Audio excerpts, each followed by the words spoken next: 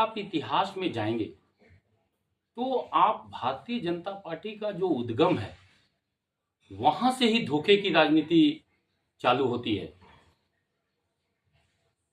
सत्यार्थ प्रकाश में आर्य समाज के संस्थापक दयानंद सरस्वती ने अपने सत्यार्थ प्रकाश में लिखकर रखा कि हिंदू मुगलों की दी हुई गाली है। लेकिन जब 1922 में हिंदू महासभा का गठन हुआ तो आपके जैसे पत्रकार ने ही पूछा कि आप हिंदू महासभा बना रहे हैं तो आप सही हैं या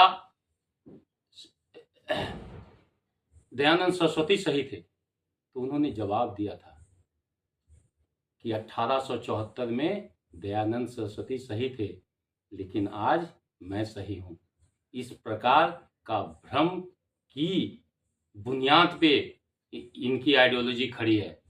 और आज भी झारखंड में आप लोगों ने देखा उरांव महतो को टोपी पहनाकर मुस्लिम प्रेजेंट किया गया और मुस्लिमों का समर्थन लेने का एक असफल कोशिश किया जिसका पर्दाफाश बिरसा मुंडा की धरती से लोगों ने कर दिया।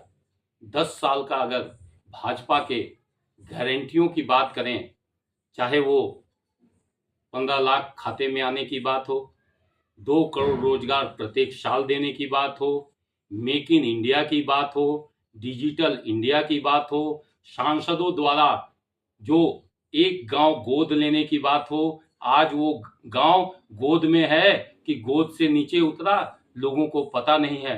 100 स्मार्ट सिटी की बात हो, 100 स्मार्ट सिटी की जब बात आई थी तो हम सोच रहे थे कि रांची भी स्मार्ट सिटी बनेगा। रांची का हाल आप 10 सालों के बाद देख लीजिए। 2022 में किसानों की आय दुगनी करने की बात कही थी। 2022 में हर सर पे छत की बात कही थी। क्या भाजपा के कोई सांसद विधायक के प्रतिनिधि या भाजपा का नेता आज अपने उन वादों की याद चुनावी सभा में बताते हैं कि उन्होंने क्या किया? तो इनका जो बुनियाद है वो रेत पे खड़ा हुआ है, जो ढहने के कगार पे है।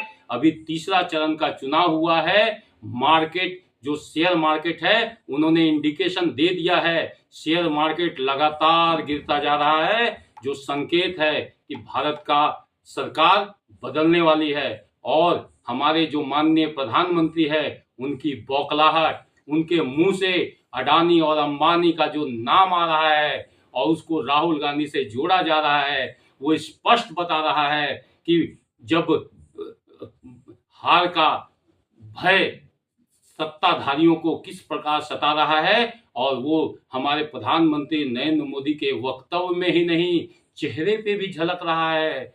और आने वाला दिन में प्रजातंत्र प्रिवेल करेगा, भारत में संविधान प्रिवेल करेगा। संविधान के विरोध में जो भी कोई काम करेगा उसकी हार होगी और सच्चाई की जीत होगी। सत्यमेव जयते का होगा, क्योंकि ये बुद्धा की धरती है। उसकी बुनियाद हमारा 2587 साल पहले रखी गई थी। हमारी बुनियाद इतनी कमजोर नहीं है, किसी के हिलाने के प्रयास करने से हिलने वाली नहीं है। ये प्रजातंत्र बुद्धा का देश है।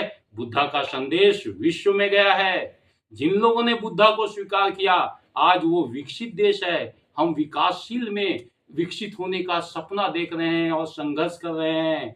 और अभी आगामी 23 तारीख को बुद्धा की 2587वीं जन्म जयंती है। मैं पूरे अपने भारतीयों से आग्रह करूंगा कि बुद्धा के इतिहास को जानें और बुद्ध की जो स्वर्णिम इतिहास था उनको हम भारत में लाने में अपना समय, बुद्धि, पैसा, श्रम और हुनर लगाएं। वो समृद्ध भारत को हम लोग बनाने की दिशा में काम कर रहे हैं। हमारे महापुरुषों ने संघर्ष किया है और वो संघर्ष रंग लाएगा।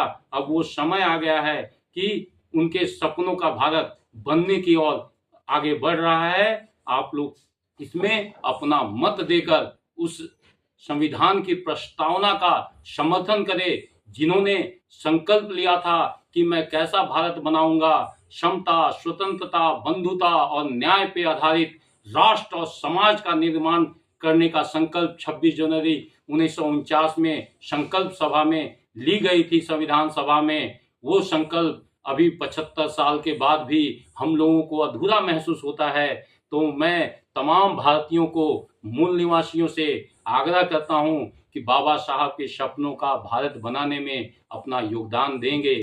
धन्यवाद।